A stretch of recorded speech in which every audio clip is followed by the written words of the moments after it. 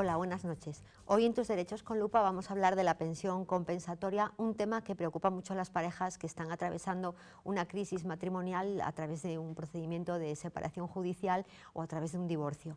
Y es que la pensión compensatoria no siempre se concede, así que yo creo que es importante que hablemos un poquito pues en qué consiste y en qué casos la podemos reclamar o podemos pues aspirar a que exista esta pensión compensatoria. Y podemos empezar por definirla. La pensión compensatoria es una obligación económica que se va a establecer a favor de uno de los cónyuges y a cargo del otro, es decir, uno va a tener que abonarle al otro, pues ya veremos si una cantidad o cómo la establecemos, pero va a tener una carga económica respecto del otro, y el punto de partida imprescindible va a ser que haya un desequilibrio económico.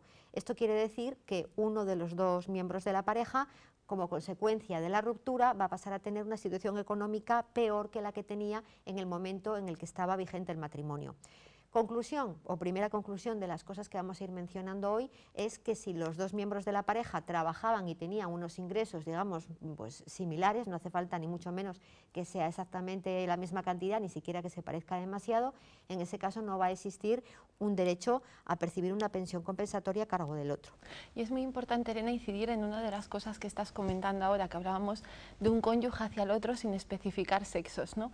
¿Por qué? Pues porque es muy habitual, o hasta ahora venía siendo muy habitual, que fuera el esposo quien abone a la esposa la pensión compensatoria. Pero aunque esto sea lo más habitual todavía hasta este momento en la mayor parte de las separaciones y divorcios, no necesariamente tiene que ser así. Hablamos de cónyuges en igualdad, es decir, aquel de los dos que estuviera en esa situación de desequilibrio es el que va a tener derecho a percibir del otro con independencia de cuál de los dos sea. Quizás una matización que sí podemos hacer o un aspecto interesante es de decir cómo se puede establecer esa pensión. Pues la mayor parte de las veces suele establecerse de forma periódica, pero también puede consistir en una prestación única. Y cuando es periódica, que es, como digo, la fórmula más habitual, bueno, pues lo más normal es que se establezca de forma mensual, bien una cantidad fija que se actualizará año a año, o bien estableciéndolo con un porcentaje de los ingresos del esposo.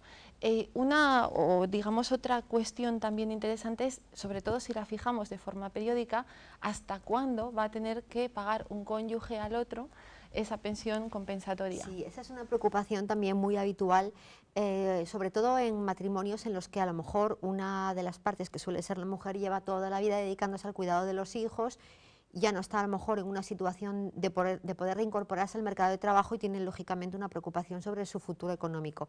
Bueno, pues esta pensión, cuando es como tú dices, Susana, que se establece periódica, lo más típico son las mensualidades, puede ser de dos tipos. Puede ser indefinida, es decir, que en principio, y salvo que se den circunstancias de extinción, que ahora voy a pasar a comentar, todos los meses, indefinidamente, esta persona tendría derecho a percibirla, o bien puede ya dejarse en la sentencia fijada de una manera temporal, por ejemplo, 2 años, 3 años, 5 años.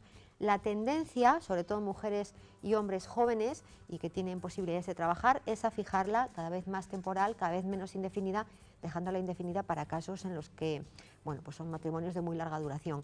Y por lo demás, y porque nos queda ya poquito tiempo, únicamente decir que esa pensión compensatoria se puede extinguir cuando hay un cambio de circunstancias económicas o cuando el que la percibe contrae nuevo matrimonio o una nueva pareja de hecho. Sí, mencionar solamente, muy por encima, que para fijar su cuantía se tienen en cuenta muchas circunstancias, casi todas las circunstancias, no solo económicas, sino también familiares que vivía el matrimonio antes de la ruptura. Y con esto abrirles de nuevo nuestra página web cuervoalfagm.com para que se puedan acercar y dejarnos allí pues sugerencias o impresiones sobre temas futuros para tratar en nuestros programas. Muchas gracias y buenas noches.